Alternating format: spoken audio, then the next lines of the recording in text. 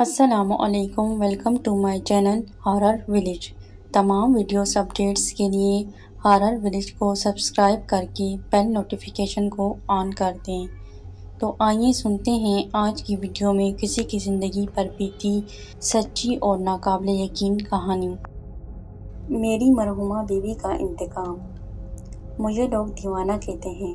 کوئی اس بات پر یقین ہی نہیں کرتا کہ میں اپنی مری ہوئی بیوی سے باتیں کرتا ہوں۔ وہ مجھ سے ملنے آتی ہے تو مجھے قرار آ جاتا ہے۔ برسوں بیت گئے، جوانی بیت گئی اور اب بڑھاپا ڈل رہا ہے، لیکن گلزارہ آج بھی جس روپ میں ملتی ہے وہ سدا جوانی کا شاہکار ہے۔ وہ آتی ہے تو میں شکوہ کرتا ہوں، گل تم مجھے ادھورا کر گئی ہو۔ تم جب سے میری زندگی سے گئی ہو میرے دل کا مندر سونا ہو گیا ہے۔ مجھے بھی اپنے پاس لے جاؤ، اسی لیے مجھے یہاں آنے کا کہتے ہو۔ مجھے معلوم ہے کہ تم میرے بغیر نہیں رہ سکتے۔ مرنا ایک حقیقت ہے، مگر میری موت حادثاتی نہیں تھی، بلکہ جان بوجھ کر میری زندگی کا چراغ گل کر دیا گیا تھا۔ میرے قاتلوں کو ایک نہ ایک دن ضرور سزا ملے گی۔ اچھا اب میں چلتی ہوں، کل آؤں گی۔ وہ یوں ہی آتی، اتنا کچھ کہتی اور واپس چلی جاتی۔ میں اسپتال کے کوارٹر میں بیٹھا رہ جاتا ہوں۔ وہ حسین و جمیل دوشیزہ میرے دماغ پر چھا گئی تھی۔ یہ 26 سال پرانی بات ہے، جب میں گیٹ کیپر ہوا کرتا تھا۔ وہ ہونڈا گاڑی ڈرائیو کرتی ہوئی آئی تھی۔ میری نظریں اس پر تھیں۔ خوبصورت آنکھیں، لمبی چوٹی، فراق پیشانی، صاف ستھرا اور قیمتی لباس۔ وہ ڈرائیونگ سیٹ سے اتری، اس نے پچھلا دروازہ کھولا۔ مجھے محسوس ہوا جیسے اسے مدد کی ضرورت ہے۔ میں معاملے کی نزاکت کو بھانپتے ہوئے اس کی طرف لپکا۔ صورتحال گمبھیر تھی۔ پچھلی سیٹ پر ایک بزرگ عورت بے ہوشی کے عالم میں تھی۔ پلیز انہیں اندر لے جانے میں میری مدد کریں، ان پر ہارٹ اٹیک کا حملہ ہوا ہے۔ وہ بول کیا رہی تھی، گویا اس کے بولنے سے جیسے موتی جڑ رہے ہوں۔ وہ اکیلی تھی، شاید مجبور تھی۔ میں نے بڑھیا کو باہر نکال کر وہیل چیئر پر ڈالا اور اسے ایمرجنسی میں لے گیا۔ ڈاکٹر ڈیوٹی پر تھے، فوراً بڑھیا کی حالت پر کنٹرول پا لیا گیا۔ میں اس کے ساتھ رہا، غرض اسے میں نے واپس روانگی تک وقت دیا۔ وہ شکریہ ادا کرتی ہوئی چلی گئی، مگر میرا دل جیسے دھڑکنا بھول گیا تھا۔ وہ سراپا محبت، سراپا روشنی جانے کہاں سے آئی تھی، مگر ایک بات میں نے محسوس کی کہ جاتے وقت اس کی آنکھیں کچھ کہنا چاہ رہی تھیں۔ میں صرف اس حسین دوشیزہ کے بارے میں سوچنے لگا۔ وہ نہ صرف میرے دل میں تھی بلکہ دماغ میں بھی اس کی طرف لوٹ جاتا، صرف اسے سوچنے کا من کرتا۔ میں نے بہت سی حسین عورتیں دیکھی، مگر کبھی دل کی دنیا میں کوئی داخل نہ ہو سکی۔ وہ معصوم اور سلجھی ہوئی لڑکی تھی۔ میں نے اس کی کار کا نمبر نوٹ کر لیا تھا اور مجھے امید تھی کہ وہ دوبارہ بھی ضرور آئے گی۔ اور پھر میری توقع کے عین مطابق وہ اگلے دن اسپتال پھر آئی۔ میں گیٹ پر موجود تھا۔ آج گیٹ پہلے سے کھلا ہوا تھا، مگر اس نے بریک لگائی اور باہر نکل آئی۔ سنیے، میری امی کی طبیعت خاصی بگڑ چکی ہے، اب پلیز میری مدد کریں۔ میرا دل بے اختیار سا ہو گیا، دھڑکن جیسے ایک دم سے فل اسپیڈ سے چل رہی تھی، جیسے دل باہر نکل آئے گا۔ جی ضرور، چلیں، میں ہی ہوں آپ کی خدمت کے لیے، میں نے کہا۔ وہ مجھے کار کے اندر بیٹھنے کا کہہ رہی تھی۔ میں دوسری طرف بیٹھ گیا۔ میں نے ایمرجنسی کے سامنے کار روکی۔ میں نے ایک مرتبہ پھر اس بزرگ عورت کو باہر نکالا، مگر میرا تجربہ بتا رہا تھا کہ وہ بزرگ عورت یا تو دنیا سے جا چکی ہے یا اس کے زندہ بچنے کے چانسز ہی نہیں ہیں۔ بہرحال ہم اسے اندر لے گئے۔ میرا شک یقین میں بدل گیا۔ بڑھیا کی حرکت قلب بند ہو چکی تھی۔ یہ بہت دکھ بھری بات تھی۔ لڑکی رو پڑی تھی، اس کی آنکھوں میں آنسو بھرے تھے۔ میرا دل بھر آیا، دل چاہتا تھا کہ وہ صرف مسکراتی رہے۔ میں نے ہمدردانہ اور پیار بھرے انداز سے اس کے کندھوں پر ہاتھ رکھا۔ حوصلہ کریں اور ہمت سے کام لیں۔ نہ جانے کیوں میرا دل اندر سے دکھی ہو گیا تھا۔ اس دن میں نے ایمبولینس میں اس کی والدہ کی ڈیڈ باڈی کو گھر تک پہنچایا۔ باروب اور خوبصورت گھر، اعلیٰ رہائش گاہ تھی، مگر چند ایک لوگ ہی وہاں موجود تھے۔ تھوڑی دیر بعد جنازہ آخری منزل کی طرف بڑھا۔ میں نے خود اس کی والدہ کو لحد میں اتارا۔ میں واپس آ گیا۔ وہ اداس بیٹھی تھی، آنکھوں سے آنسو ٹپ ٹپ گر رہے تھے۔ یہ رات کا وقت تھا، لوگ جا چکے تھے، وہاں صرف ایک کام کرنے والی ملازمہ ہی تھی۔ میں نے ملازمہ سے پوچھا، جو فوت ہوئی ہیں وہ کون ہیں اور ان کے علاوہ اور کون کون یہاں رہتا ہے؟ صاحب زمرد خان امریکہ میں رہتے ہیں، گلزارہ بی بی ان کی منگیتر ہیں، مگر انہوں نے کسی میم سے شادی کر لی ہے، اس کے علاوہ تو اور کوئی بھی نہیں۔ گل بی بی کی والدہ تھی جو ہارٹ کی مریضہ تھی۔ یہ کہہ کر ملازمہ چائے بنانے چلی گئی، جبکہ میں نے گل سے اجازت چاہی۔ مجھے اجازت دیں، آپ کی امی کا شدید دکھ ہوا، اللہ انہیں جنت الفردوس میں اعلیٰ مقام عطا فرمائے۔ آپ دردمند آدمی ہیں، میں تو آپ کا شکریہ بھی ادا نہیں کر سکتی۔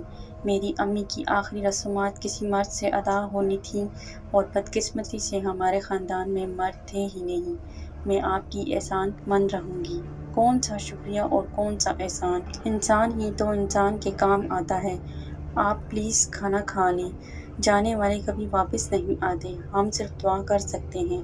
مگر میری امی بہت اچھی تھیں، میں ان کے ساتھ ہی کھانا کھاتی تھی، اکیلے کھانے کی عادت نہیں۔ پھر ہم جیسے ایک دوسرے کے لیے ضرورت بن گئے۔ وہ بہت بڑے بزنس کی واحد مالک تھی۔ میری نئی زندگی شروع ہو گئی۔ اس نے مجھے اپنی فیکٹری کا وزٹ کروایا، عید پر بہترین شاپنگ کرائی، ہم بہت خوش تھے۔ اگر تم میری زندگی میں نہ ہوتے تو شاید میں زندہ نہ رہ پاتی۔ تم میرے لیے زندگی کا واحد سہارا ہو۔ خدا نے شاید ہمیں اس طرح ملانا تھا۔ اس نے کہا، نہیں، مگر مجھے صرف ایک چیز کا ڈر رہتا ہے کہ کبھی تم بدل نہ جاؤ۔ تم امیر خاندان سے اور میں ایک عام سا گیٹ کیپر۔ میں نے کہا۔ اس نے کار روک دی۔ تم مجھے سمجھ نہ سکے۔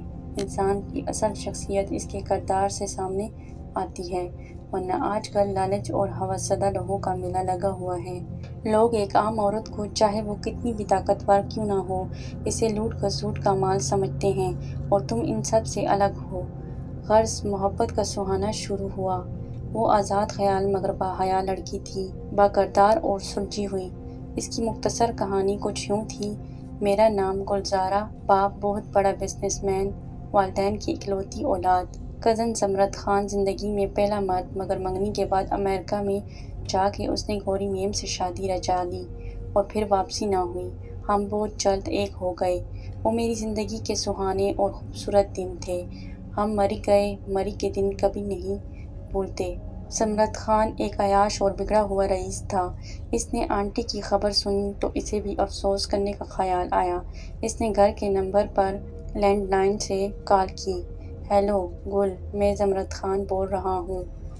گل کو اس کے نام سے بھی نفرت تھی، وہ جو اسے بیچ راہوں میں چھوڑ گیا تھا، اسے تنہا کرنے والا، معاشرے کے حوالے کر کے خود عیاشی کرنے والا شخص آج اسے کیوں کر یاد آ گئی تھی۔ وہ پھٹ پڑی۔ تم میری ماں کے قاتل ہو، تمہاری وجہ سے میری دنیا اجڑ گئی۔ زمرد خان، تم میری نظر میں کتنے اونچے تھے، مگر کیوں کیا ایسا؟ بہتر ہوگا کبھی دوبارہ فون نہ کرنا۔ مر گئے تمہارے سب رشتے۔ اور ہاں، میں نے شادی کر لی ہے اور اخلاقی طور پر میں کسی اجنبی سے بات کرنے سے قاصر ہوں۔ میرے منع کرنے کے باوجود گلزارہ نے ساری جائیداد میرے نام کر دی تھی۔ زندگی خوبصورت چل رہی تھی کہ زمرد خان امریکہ سے واپس آ گیا۔ وہ اپنی انسلٹ برداشت نہ کر سکا۔ ایک اجنبی نمبر سے اس نے گلزارہ کو دھمکی دی، تم میرے ہاتھوں ہی مرو گی، میں اپنی انسلٹ کا بدلہ ضرور لوں گا۔ گل گھبرا گئی۔ اس نے ساری بات مجھے بتائی، مگر اگلے روز ہم دونوں کار میں آفس جا رہے تھے کہ ایک بہت بڑے ٹرک کی ٹکر نے ہمیں گھائل کر کے رکھ دیا۔ اس کے نتیجے میں گل لقمہ اجل بن گئی۔ میں دیوانہ ہو گیا، پاگلوں کی طرح سڑکوں پر گھومتا، میرا دماغی توازن بگڑ گیا۔ پھر میرے آفس کے مینیجر نے مجھے اسپتال میں داخل کرا دیا۔ میں ٹھیک نہیں ہونا چاہتا تھا، مگر پتہ نہیں کیوں مجھے سکون ملنا شروع ہو گیا تھا۔ آخری لمحے گل نے مجھ سے وعدہ کیا تھا کہ وہ مرنے کے بعد دوبارہ آئے گی ضرور، اور پھر ایسا ہی ہوا۔ وہ واقعی ہر روز آتی تھی۔ میری حالت سنبھلنے لگی۔ اس نے میری زندگی میں ایک نئے انداز سے قدم رکھا تھا، اور وہ ہر رات میرے پاس آتی اور آج تک آتی ہے۔ اور ہاں، میں نے اس ٹرک ڈرائیور کو پکڑوا لیا تھا جس نے ہماری گاڑی کو ٹکر ماری تھی۔ ٹرک ڈرائیور نے زمرد خان کا نام لیا۔ اس کام کے لیے اس نے کچھ دن تک مخبری کی اور پھر موقع محل کے مطابق بھرپور ٹکر ماری۔ میں نے زمرد خان کو ڈھونڈا مگر مجھے گلزارہ نے روک دیا کہ میں خود اس سے انتقام لوں گی، اور ایسا انتقام کہ وہ نہ مر سکے گا اور نہ جی سکے گا۔ اور پھر ایک دن زمرد خان کا بھرپور حادثہ ہوا۔ اس کی اپنی خود کی دونوں ٹانگیں ہمیشہ کے لیے ضائع ہو گئیں۔ کچھ عرصے بعد اس کی دونوں آنکھیں ختم ہو گئیں۔ کسی نے تیزاب ڈال کر اس کا چہرہ بگاڑ دیا۔